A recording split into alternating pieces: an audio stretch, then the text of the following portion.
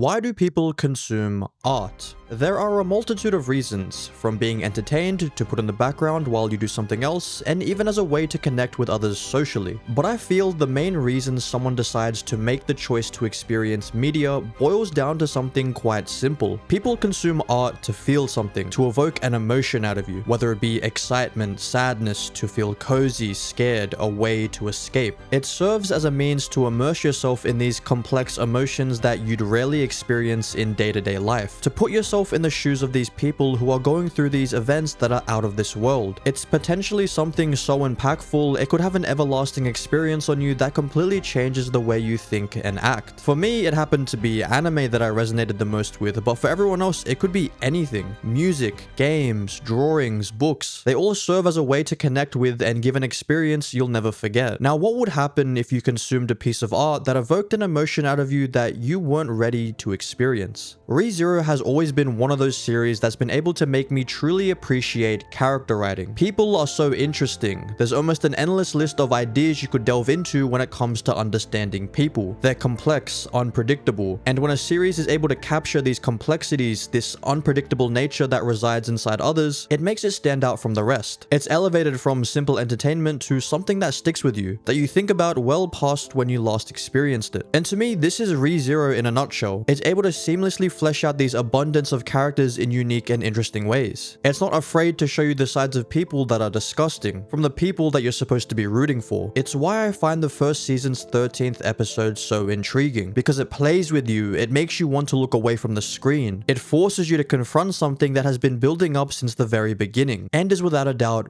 brilliant. Ask any ReZero fan about the reputation this particular episode holds and you'd be left with pretty similar answers. It's the one that made people drop the series. It's considered cringe. Some fans even till this day might have a hard time watching this episode, not because it's bad, but because of the distasteful feeling it leaves you with. What about it made people drop it? Why does it have such a mixed reception? Why did it invoke such strong emotions? Well, all the answers could be found from one key contributor, this guy. Natsuki Subaru is a character who I've made a couple videos on simply because I have so much to say about him. The lessons we can learn from him, his struggles and growth. All of it resonates so much with me, and I'm sure it's true for many others. But in this episode, he's far from ideal. He's someone that seemed hell-bent on making the worst possible decisions he could, and in that horror, all we could do is watch him slowly unravel until everything came crashing down. Natsuki Subaru isn't as bad as he makes himself out to be, but damn does he try his hardest to make us believe it. The episode takes place towards the beginning of Arc 3. In the previous two arcs, we've seen Subaru overcome many obstacles and earn the respect of his peers and as well the audience. While his affection towards Emilia might be seen as a bit much, you can't deny the amount of effort he's put in to overcome these adversities. At this point in the story, you empathize with him, you're rooting for him. The actual episode begins in the middle of the royal selection. This event prophesied after the death of the royal family, where specific people are chosen by a dragon, he's probably not important, to compete for the throne and rule over the kingdom of Lagunica. Now, as you all well know, this is very important, and with Emilia being one of the candidates, the stakes couldn't be any higher. Subaru at this point is a butler, a very enthusiastic one, but nonetheless someone who's not really important in the grand scheme of things. In fact, the only reason he's in the capital during this crucial time is for completely unrelated reasons involving his overuse of magic in Arc 2. In the previous episode, Subaru completely ignores Emilia's wishes and goes to the capital to help her. The way he acts and the words he uses implies that Emilia can't handle this without Subaru. He selfishly ignores her wishes and her trust in him simply because he doesn't like the idea of him not being around Emilia while she's going through this really important event. And even before this, we see him get jealous of Julius and annoyed at Al for being around her. It's clear that he has some insecurities when it comes to Emilia interacting with others that he has no control over. And things only get worse in the royal palace. This is Subaru's and our first time witnessing the prejudice Emilia has been experiencing for most of her life. Strangers saying nasty things straight to her face. It's only natural that the loud, outspoken protagonist we've been watching isn't going to be okay with this. Of course he lashes out at them despite Emilia telling him to stop. It's something that he'd do. Before anything could get worse, she diffuses the situation and makes her stance clear. She lays everything bare, leaving no doubts about her claim claim to the throne despite her lineage. This is again another example of Subaru trying to help Emilia when she really doesn't need it. The series is slowly building up to this crescendo by having these little bit of examples creeping into the last 2 episodes. We're seeing just how out of his depth Subaru is. He then boldly claims that he is Emilia's one and only knight in front of everyone. The absurdity of a butler claiming to be a knight in a room full of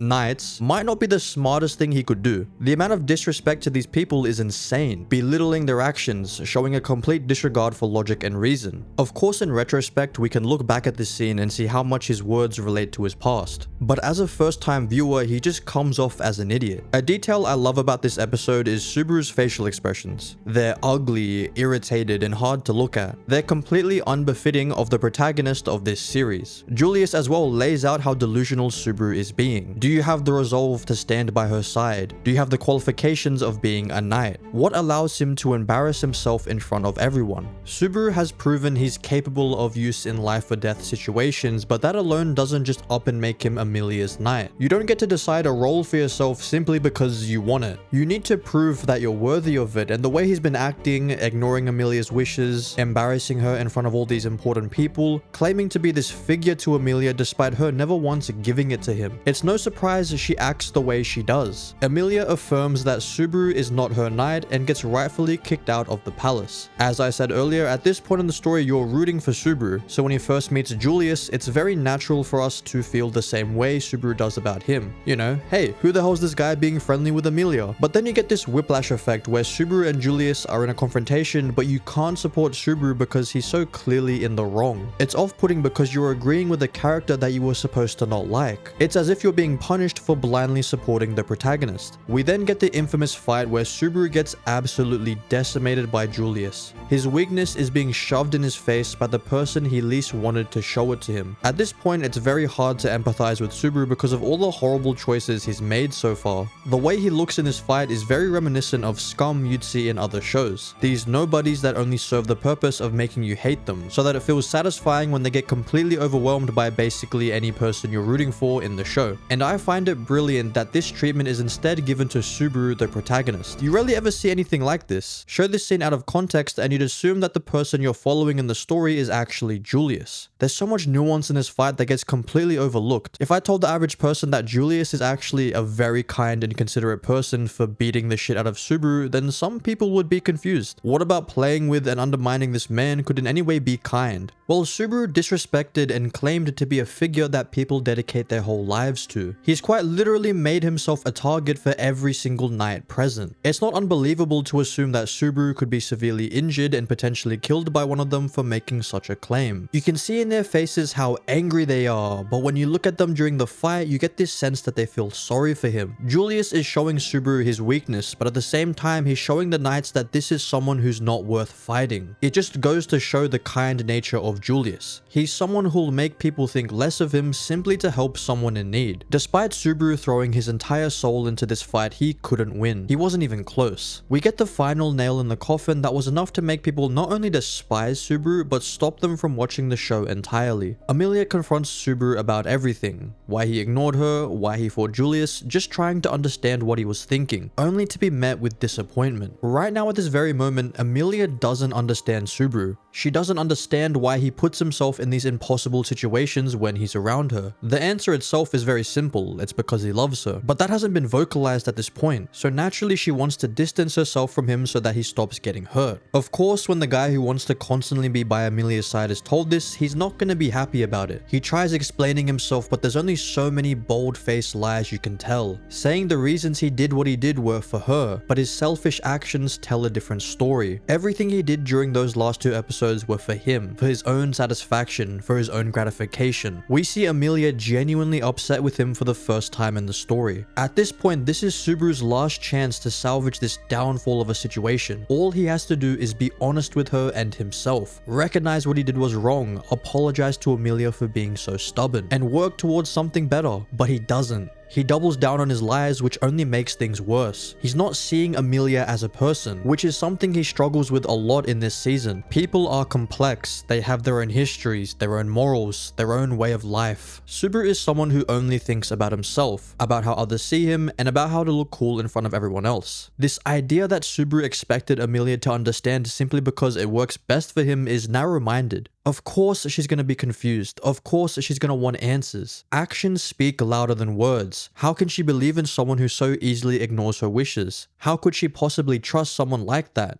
It's impossible. In a half-assed attempt to try and get her to understand and failing miserably, we see the most horrid display of entitlement in full force. Subaru snaps and goes off his head telling Emilia how it is, all the things he's done for her and how grateful she should be towards him. This is the emotional climax these last couple episodes have been building up to, and damn can you feel it. Any ounce of sympathy you had for him, every ounce of respect you had for him, all of it goes down the drain with each word he desperately utters out of his mouth. It leaves you feeling disgusted and forces you to acknowledge that this is the person you've been rooting for. This entitled brat who thinks everyone owes him for the good things he's done. This piece of scum who's so selfish he'll lash out if things aren't done his way. This right here is who Natsuki Subaru is, and he's not at all who we wanted him to be. I love this scene with a passion, to the way it was shot, to the words that were being spoken. This right here is a shining example of why I consume anime. It creates such strong emotions that are quite frankly really intense. And it's done with purpose. There's a reason this scene has to exist. We have to see the fall before we can see the rise. There's just so many little details that elevate this already amazing scene. We could go into the lighting where Emilia shines in the light while Subaru's suffering in the dark shadows, emphasizing the clear difference between the two's personalities. One who's bright and full of potential and the other who's wallowing in self-pity. Parts where some of Emilia's face isn't in the frame, creating this unnatural feeling as if to say Subaru isn't truly seeing her here. At the very end of Subaru's rant, you see a shot of the two separated by a vase of flowers, as if to visually show us the connection between the two has been completely severed. It's a physical representation of the end of their friendship. It's not a stretch to imagine why people dropped it. The way Subaru presented himself in this episode is horrible. Yelling at Emilia with this expression just makes you cringe. The embarrassment you feel watching this episode clings to you, and it only gets worse the more Subaru speaks, saying that you should have a greater debt to me than you can ever repay. And my favorite part during this climactic moment occurs right at its peak. It only lasts for 2 seconds, but the symbolism behind it is just so raw. Seeing Subaru reflected in Emilia's eyes only for them to fade carries so much meaning behind it. ReZero loves to do these shots where we see characters' eyes reflected from another. It's used during key moments to emphasize the fact that this person is being seen, they're being recognized. And it works extremely well during those emotional climactic moments where characters are being challenged, where they're forced to make a choice that'll change everything, believing in that person,